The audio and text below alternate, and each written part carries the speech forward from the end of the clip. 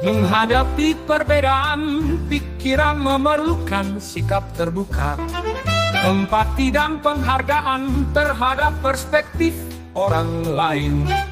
Fokuslah pada komunikasi yang baik, mendengarkan tanpa menghakimi dan mencari titik temu.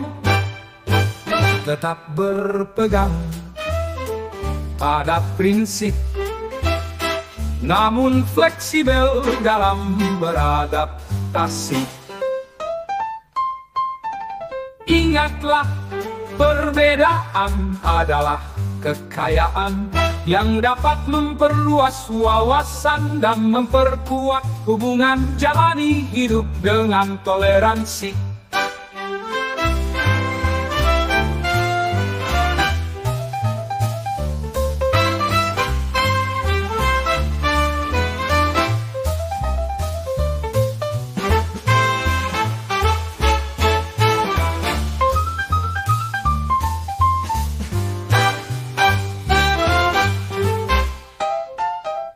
Fokuslah pada komunikasi yang baik, mendengarkan tanpa menghakimi dan mencari titik temu.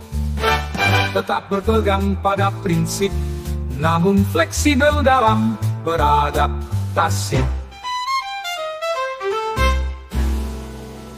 Ingatlah, perbedaan adalah kekayaan yang dapat memperluas wawasan dan memperkuat hubungan. Jalani hidup dengan toleransi.